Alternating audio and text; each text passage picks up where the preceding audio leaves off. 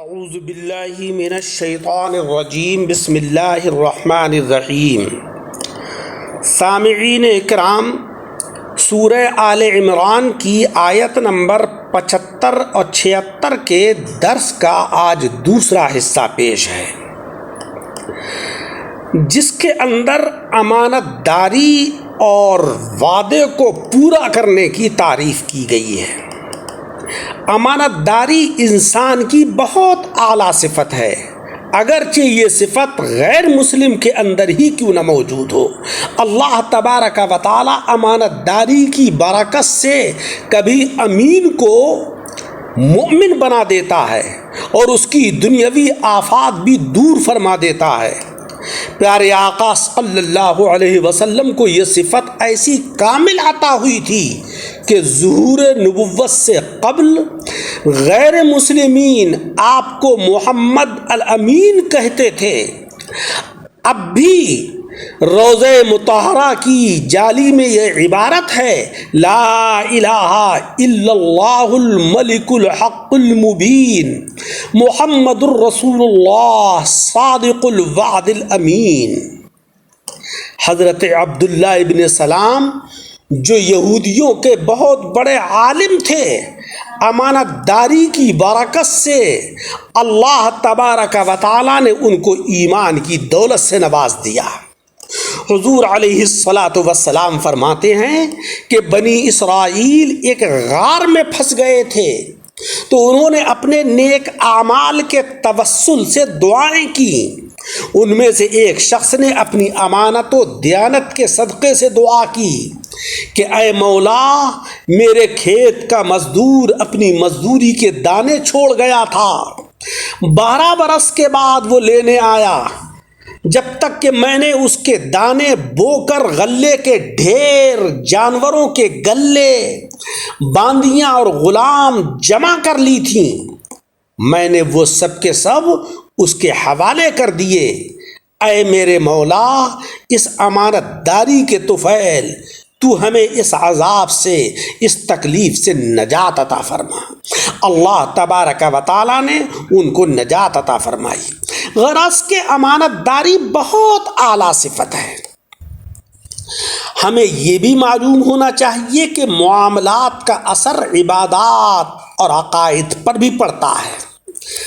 جن کے معاملات خراب ہوتے ہیں ان کی عبادات مکمل نہیں ہوتی ہیں، اور عبادات میں وہ لوگ سستی کرتے ہیں، اور عبادات کے اندر سستی کی وجہ سے ان کے عقائد بھی خطرے میں پڑ جاتے ہیں۔ بے نمازی انسان قرض لینے سے نہیں ڈرتا، اور خائن انسان کہ جس کے پاس امانت رکھی جائے وہ اس میں خیانت کرے، تو ایسا شخص نماز چھوڑنے سے خوف نہیں کرتا، کیونکہ نماز بھی اللہ تبارک و تعالیٰ کا قرض ہے۔ جب وہ دنیا کے قرض کی ادائیگی کے اندر جو ہے وہ خیانت کر رہا ہے، تو بھلا وہ اللہ تبارک و تعالیٰ کے قرض کو کیسے ادا کرے گا؟ دیکھو، مولا جل شانہ وعم نوالہ نے یہودیوں کی بددیانتی سے ان کو مردود قرار دے دیا۔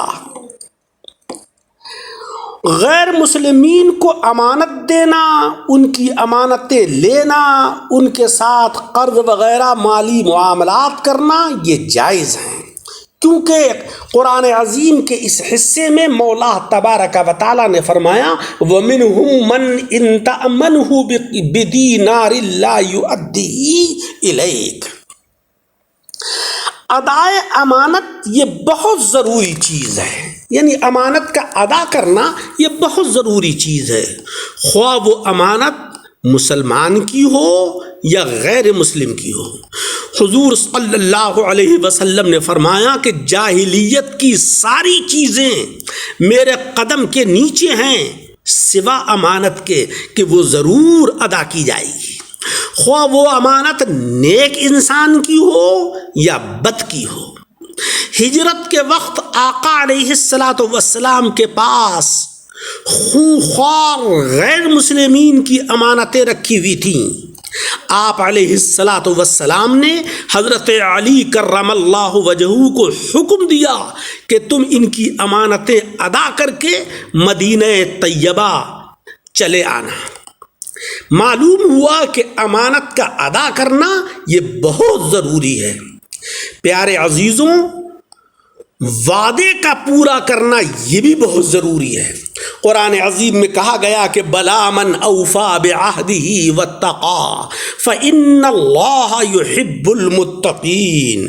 ہاں کیوں نہیں، جس نے اپنے عہد کو پورا کیا، واتقا اور پرہیزگاری کی، فإن اللہ یحب المتقین، پس تحقیق اللہ تبارک و تعالی پرہیزگاروں سے محبت فرماتا ہے۔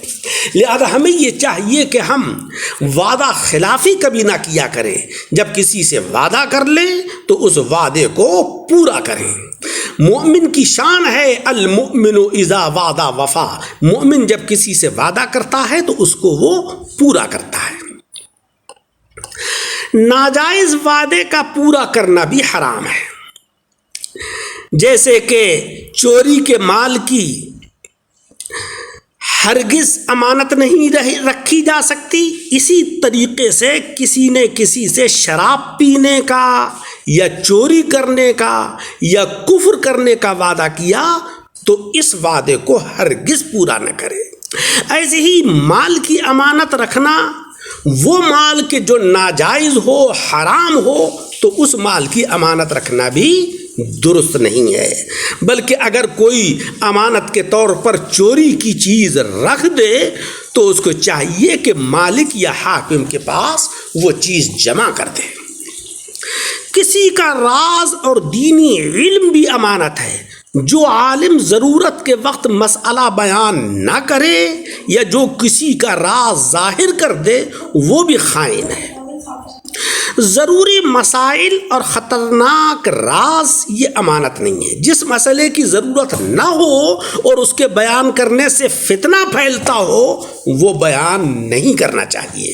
جناب رسول مکرم صلی اللہ علیہ وسلم نے فرمایا کہ خانہ کعبہ کی تعمیر بنیاد ابراہیمی پر مکمل نہیں ہے۔ کچھ حصہ جو باقی ہے، جس کو ہم حتیم کہتے ہیں، وہ حصہ کعبے کا ہے اور وہ بنیاد ابراہیمی ہے۔ لہذا کعبے کی تعمیر بنیاد ابراہیمی پر مکمل نہیں ہے، مگر آقا علیہ السلام نے اس کی تعمیر کو درست نہیں فرمایا، کیونکہ موجودہ کعبہ اس میں کوئی حرج اور نقصان نہیں تھا اور درست کرنے میں فتنے کا اندیشہ تھا۔ اسی طرح اگر کسی نے ملک کے خلاف خطرناک سازش کی اور ہم کو پتہ لگ جائے تو ہم پر اس کا اظہار کر دینا ضروری ہے تاکہ عوام نقصان سے محفوظ رہیں۔